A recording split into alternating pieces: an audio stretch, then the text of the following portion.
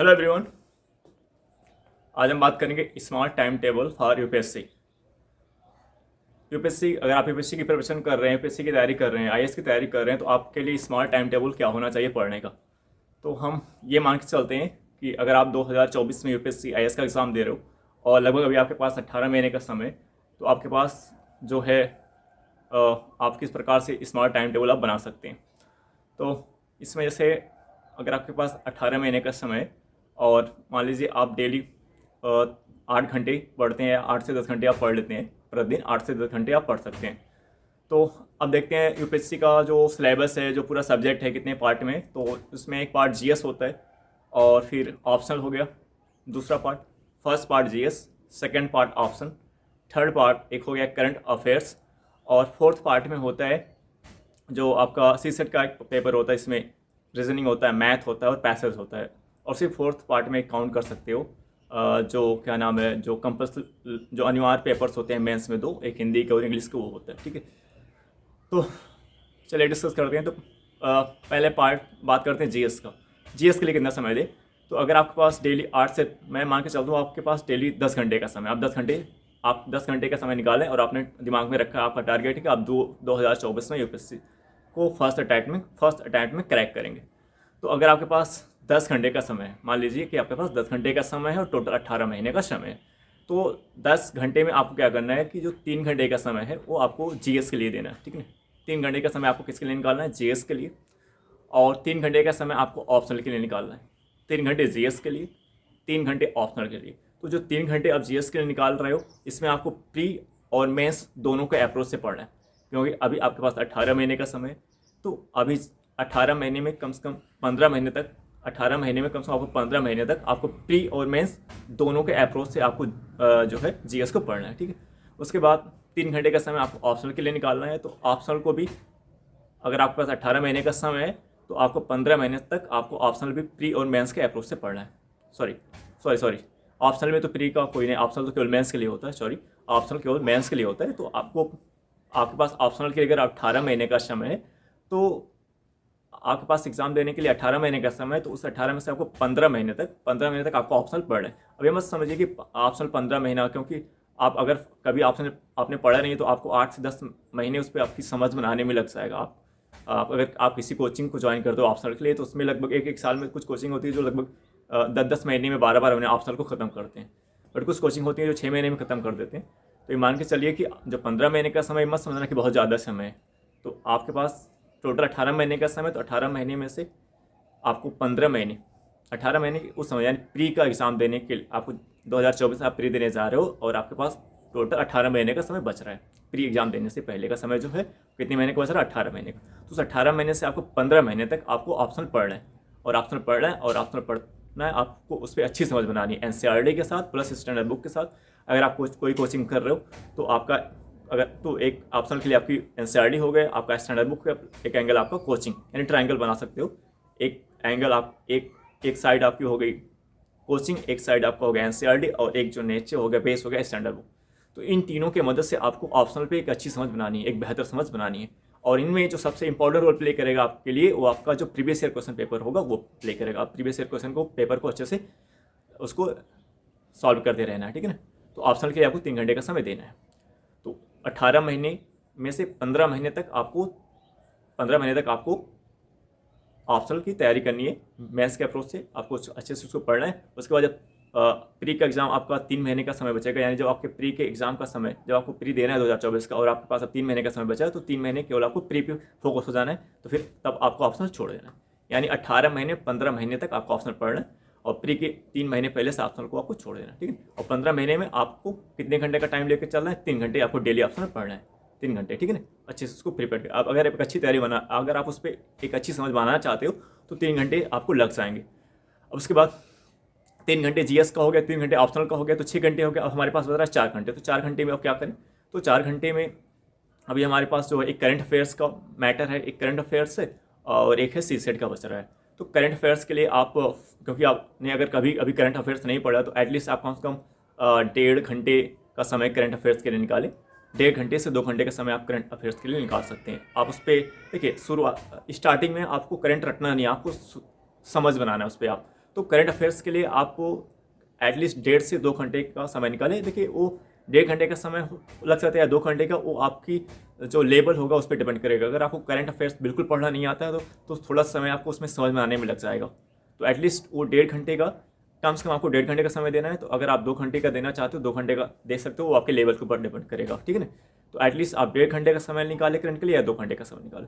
तो उसमें आप एक न्यूज़पेपर डेली पढ़ें, एक न्यूज़पेपर डेली पढ़ने की आदत डालें। और आप एक देखिए, अगर आप एक न्यूज़पेपर डेली पढ़ रहे हैं तो आप अगर यूट्यूब पे, अगर आप गूगल्स पे जो है मोबाइल के माध्यम से आप जो है कई जो वेबसाइट्स हैं वहाँ पे इम्पोर्टेंट द हिंदू न्यूज़पेपर और इंडियन एक्सप्रेस का एनालिसिस उस पर डाला जाता है, तो आप उसको फॉलो कर सकते हो। डेली न्यूज़पेपर का एनालिसिस उसमें आता है बहुत अच्छे से, जैसे दृष्टि IAS हो गया उसका रहता है। तो बहुत सारी कोचिंग्स हैं जो अपनी वेबसाइट पे डेली जो न्यूज़पेपर होते हैं, जैसे इंडियन एक्सप्रेस हो गया, द हिंदू हो गया, उसके एनालिसिस उस पर डेली उस पर पढ़ता है। तो आप एक तो डेली आप एक न्यूज़पेपर पढ़ें, प्लस आप मोबाइल के माध्यम से आप किसी एक वेबसाइट को फॉलो कर लिया, तो दृष्टि IAS का या किसी कोचिंग IAS को का जो होता है, जो डेली उस पर news analysis the Hindu newspaper या इंडियन एक्सप्रेस का दिया जाता है, आप उसको फॉलो कर सकते हैं। अगर आप उसको नहीं फॉलो कर रहे हैं, तो अगर आप मोबाइल को फॉलो नहीं करें तो आप मंथली एक मैगजीन, जो विजन IAS की मैगजीन होती है, बहुत ही अच्छी मैगजीन होती है वो, तो अगर आप मंथली विजन IAS मैगजीन को फॉलो कर लेते हैं और एक न्यूज़पेपर आपको फॉलो करना है और एक मंथली मैगजीन आपको फॉलो करना है, 2 सोर्स केवल, एक न्यूज़पेपर या एक मंथली मैगजीन। अगर मंथली मैगजीन नहीं तो आप यूट्यूब जो मोबाइल पे वेबसाइट होते हैं उसकी मदद ले सकते हो। देखिए, मैगजीन और वेबसाइट में से केवल एक का चयन आपको करना है, चाहे आप मैगजीन को फॉलो करें चाहे आप वेबसाइट को फॉलो करें, लेकिन न्यूज़पेपर आपको पढ़ना है। न्यूज़पेपर दोनों में कॉमन है, न्यूज़पेपर आपको पढ़ना है। उसके बाद जो एक ऑप्शन आपके पास जो विजन IAS मैगजीन का है, और एक ऑप्शन आपका जो वेबसाइट, तो चाहे वेबसाइट को किसी फॉलो कर लो चाहे विजन IAS मैगजीन को फॉलो कर लो। तो अगर आप मान लो अगर आप विजन IAS मैगजीन को फॉलो करते हो और एक डेली न्यूज़पेपर डेली पढ़ रहे हो, तो वो सफिशियंट करंट अफेयर्स के लिए। यूपीएससी का अगर आप एनालिसिस करोगे करंट अफेयर्स का, तो उससे वो आपको, अब शुरू में थोड़ी आपको प्रॉब्लम, लेकिन आपको बता देगा कि बहुत ज़्यादा करंट अफेयर्स, बहुत ज़्यादा सोर्स रखने की जरूरत नहीं है, एक ही सोर्स को पढ़ना है, बार बार पढ़ना है। तो एक सोर्स में आपका जो हो गया एक न्यूज़पेपर आपकी बेसिक समझ बनाने के लिए, और उसके साथ एक मैगजीन या एक वेबसाइट को आप कोई ऐड कर सकते हो, ठीक है ना। उसके बाद करंट अफेयर्स में और जो एग्ज़ाम की प्री के 3 महीने पहले और मेंस के 3 महीने पहले जो विजन IAS की 365 आती है, तो वो आप अच्छे कर सकते हो। लेकिन वो तभी यूज़ करेगा, वो तभी आपके लिए वर्क करेगा जब आपने इस जो आपके पास 18 महीने का समय है, जो 15 से 18 महीने का समय है, आप इसमें अच्छे से 1.5 घंटे डेली करंट अफेयर आप पढ़ते हो। नहीं तो अगर आप सीरियसली जब उसको पढ़ने चले जाओगे विजन IAS 365, तो आपको समझ में नहीं आएगा। तो वो तभी आपको समझ में आएगा जब आप 1 घंटे 1.5 घंटे का समय अभी से डेली करंट अफेयर्स के लिए निकालते हैं, ठीक है ना। तो आपका करंट अफेयर्स के लिए समय 1.5 घंटे या 2 घंटे का हो सकता है, वो आपके लेवल के ऊपर डिपेंड करेगा। तो मान चलिए अगर आप 1.5 घंटे का समय दे रहे हैं करंट अफेयर्स के लिए, तो 3 6 और 1.5 कितने हो गए, 7.5 घंटे हो गए। अब आपके पास बच रहा है 2.5 घंटे का समय। तो 2.5 घंटे के समय में आप जो है आधे घंटे का समय आप निकालें तो इंग्लिश पढ़ने के लिए, जो इंग्लिश कंपलसरी नहीं होता, जो जिसमें बहुत सारे बच्चे हिंदी मीडियम के मेंस में फेल हो जाते हैं, 300 नंबर का होता है इंग्लिश का, उसको भी पास करना अनिवार्य होता है। इसलिए आप 30 मिनट का समय आप इंग्लिश के कोई न्यूज़पेपर इंग्लिश का पढ़ सकते हो, या कोई वेबसाइट हो, या कोई बुक इंग्लिश की आप किताब पढ़ सकते हो, जिससे आपकी इंग्लिश पे थोड़ा सा आपकी समझ बने। तो 30 मिनट के समय आप इंग्लिश के लिए भी निकालें, ठीक है ना। तो कितने घंटे हो गए, 8 घंटे हो गए। अब आपके पास कितना घंटे का समय बच रहा है, 2 घंटे का। तो 2 घंटे में से आपको जो आपका एक पेपर सीसेट बच रहा है, तो सीसेट के लिए आप 2 घंटे नहीं 1 घंटे, अगर आपके पास 18 महीने का समय, तो 1 घंटे अभी से सीसेट के लिए पढ़ना शुरू कर दें। आप देर मत करें कि अब सीसेट, ये मत अप्रोच रखें कि सीसेट 3 महीना पहले पढ़ोगे, नहीं। अगर आप अभी से 1 घंटे का समय सीसेट के लिए निकालो, रीजनिंग पढ़ो, मैथ पढ़ो, पैसेज होता है, तो पैसेज जो आप अगर NCERT भी पकड़ अच्छी बना लोगे, GS NCERT, GS में जो NCERT और स्टैंडर्ड बुक आपको पढ़नी होती है, अगर आप उस पर अच्छी समझ बना लेते हो और न्यूज़पेपर पर आप अच्छी समझ बना लेते हो, तो पैसेज आपका हो जाएगा। पैसेज के लिए आपको प्रीवियस ईयर क्वेश्चन पेपर आपको सॉल्व करना रहेगा। इसलिए सीसेट में जो पैसेज का काम है वो आपका NCERT की बुक और जो आप स्टैंडर्ड बुक पढ़ो और जो करंट अफेयर्स पढ़ो, उससे आपका काम चल जाएगा। पैसेज उसी के अंदर से आता है, उससे बाहर नहीं आता कि पैसेज के लिए कुछ अलग आपको सोर्स पढ़ना है, बिल्कुल नहीं। पैसेज के लिए यही आपके सोर्स होंगे, जो NCERT बुक है, जो स्टैंडर्ड बुक है और जो करंट अफेयर्स है। हाँ, इस पे आपकी समझ होनी चाहिए, नहीं रटना नहीं है आपको। अगर समझ बना करके आप करोगे तो पैसेज आप इजीली हैंडल कर लोगे, ठीक है ना। तो पैसेज का हो गया, यानी सीसेट के लिए आपको केवल 1 घंटे का समय देना है, एंड 30 मिनट आपको रीजनिंग पढ़नी है, 30 मिनट आपको मैथ पढ़ना है। 1 घंटे आपको सीसेट के लिए निकालना है, 30 मिनट आपको क्या करना है, रीजनिंग पढ़ना है। 1 घंटे आपको सीसेट के लिए निकालना है, 30 मिनट आपको रीजनिंग पढ़ना है, 30 मिनट आपको मैथ पढ़ना है। अब आपका 9 घंटे हो गया। हमने घंटे को आप आधार बनाए थे 10 घंटे, बट देखें तो 3 घंटे जीएस का हो गया, 3 घंटे ऑप्शनल का हो गया 6 घंटे, 1.5 घंटे का करंट अफेयर्स का 7.5 घंटा, 7.5 घंटे हो गए। आधे घंटा आधा घंटा जो आपको इंग्लिश पढ़ रहे हैं 8 घंटा हो गया, और 1 घंटा आपको 1 घंटे में आपको क्या पढ़ना है, रीजनिंग पढ़ना और मैथ पढ़ना। आधे घंटे इंग्लिश और आधा घंटा आपको रीजनिंग के लिए निकालना है और आधा घंटा आपको मैथ के लिए निकालना है। तो आपका टोटल 9 घंटा हो गया। अब जो हमने 10 घंटे को आधार बनाया था, तो जो 1 घंटा बच रहा है तो उस 1 घंटे को आधे घंटे आप जीएस में ऐड कर लो और आधे घंटे आप ऑप्शनल में ऐड कर लो, ठीक है ना। यानी ऑप्शनल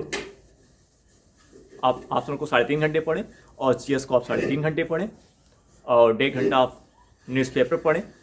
करंट अफेयर्स 1.5 घंटे समय आप करंट अफेयर्स के लिए निकालें और आधे घंटे का समय आप इंग्लिश के लिए निकालें।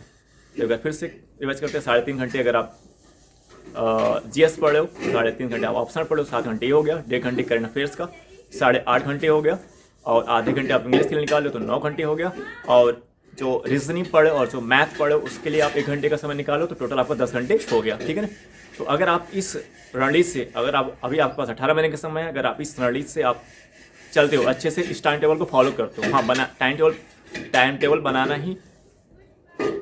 बनाना ही बहुत बड़ा काम नहीं है, उसको फॉलो करना भी बहुत बड़ा काम है। आप अगर इस टाइम टेबल को आप अच्छे से फॉलो करते हैं तो ये मान के चलिए आप फर्स्ट अटैम्प्ट में यूपीएससी क्रैक करने के बहुत ही करीब रहेंगे। तो ये टाइम टेबल्स 10 घंटे का होगा स्मार्ट टाइम टेबल और जो एस्पायरेंट 2024 में आईएएस का एग्जाम देने जा रहे हैं उनके लिए होगा, ठीक है ना। तो थैंक यू एवरीवन, अब हम आपसे नेक्स्ट वीडियो में मिलेंगे। हाँ, आप इस टाइम टेबल को आप अगर इसका अधिक से अधिक आप लाभ उठाना चाहते हैं, इस टाइम टेबल के माध्यम से आप फर्स्ट अटेम्प्ट में आप यूपीएससी क्रैक करना चाहते हैं तो आपको इसको फॉलो करना पड़ेगा। बनाना ही नहीं कि आपने इसको बना लिया बट फॉलो नहीं कर पा रहे हो। तो आप इसको फॉलो करने के समय देखिए तो पहले आपको देखिए नहीं कि आप पहले दिन से आप 10 घंटे पढ़ने शुरू कर दें, पहले दिन नहीं। मान लो आप पहले दिन शुरू करो, पहले दिन आप 3 घंटे पढ़ो, फिर दूसरे दिन आप 6 घंटे पढ़ो, तीसरे दिन ऐसे आप 1 घंटा बढ़ाओ। एटलीस्ट कम से कम अपने को शुरुआत करो। मान लो पहले दिन आप 3 घंटे पढ़ पाए, दूसरे दिन फिर 4 घंटा करो, फिर 5 घंटे करो, फिर 6 घंटे पढ़ो। थोड़ा आपको फ्लो में आने में थोड़ा समय लगेगा, ये नहीं आप एक ही दिन बन पाओ। आप थोड़ा ट्राई करो, पहले आप देखो आप कितने घंटे बैठ के पढ़ पाते हो। देखिए यूपीएससी में केवल यूपीएससी क्वालिफाई करना जो है ये डिफ़िकल्टी इस कारण से भी हो जाता है कि यूपीएससी को क्वालिफाई करना एक डिफ़िकल्टी का लेवल ये भी हो जाता है कि टाइम टेबल तो लोग बना लेते हैं लेकिन उसको फॉलो नहीं कर पाते। जैसे रेगुलरिटी नहीं रहती, कोई पता चला हफ्ते में 3 दिन पढ़े फिर 3 दिन पढ़े नहीं तो कोई फ़ायदा नहीं होगा, आपका 3 दिन जो पढ़ा वो भी गायब हो जाएगा। तो ये जो टाइम टेबल्स होते हैं आप जो बनाते हैं वो आपके लिए तभी यूज़फुल होगा जब उसको फॉलो करेंगे। तो फॉलो आप हो सकता है शुरू से नहीं फॉलो कर पा रहे हैं, थोड़ा सा आपको टाइम देना पड़ेगा, आपको एक बैठने की हैबिट बनानी पड़ेगी। आप फर्स्ट डे अगर आप शुरुआत करो 3 घंटे बैठ के पढ़ पा रहे हो, फिर दूसरे दिन आप 3.5 घंटे करो, फिर 4 घंटे करो, फिर 5 घंटे करो, फिर 6 घंटे करो। धीरे धीरे अपना टाइम बढ़ाओ। ये नहीं कि आप एक दिन टाइम, थोड़ा हो सकता है आपको इस प्रोसेस में आने में आपको 1 महीने से 1.5 महीने 2 महीने का समय लग सकता है। तो आप समय दें, आप वो प्रयास करें। अगर आपको फर्स्ट अटैम्प्ट में क्रैक करना है, केवल ये नहीं दिमाग में रखे हो कि फर्स्ट अटैम्प्ट में क्रैक करना है और कुछ कर ही नहीं रहे हो, फॉलो ही नहीं कर रहे हो, बैठ के पढ़ ही नहीं पा रहे हो, बट केवल दिमाग में आपने रख लिया क्रैक करना। और जब बैठ के पढ़ने की बात आ रही है तो आप हफ्ते में 2 दिन नहीं बैठ के पढ़ पा रहे हो, सही से 3 दिन में बैठ के नहीं पढ़ पा रहे हो।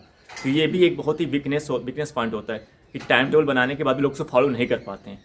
तो उसको आपको 1 से 1.5 महीने आपको इस प्रक्रिया से गुजरना, आपको वो प्रयास करना है कि ताकि आप बैठ के 8 से 10 घंटे अच्छे से पढ़ पाओ। तो धीरे धीरे आपको प्रोसेस करना है। पहले आपको 3 घंटे शुरू करो, चाहे आप पहले दिन शुरू करो, चाहे 2 ही घंटा पढ़ो, चाहे 2 घंटे पढ़ो, 3 घंटे, बट धीरे धीरे डे टू डे आधे घंटे आप बढ़ाते जाएं। यानी 1 से 1.5 महीने आपको प्रोसेस में आने में लगेगा, ठीक है ना।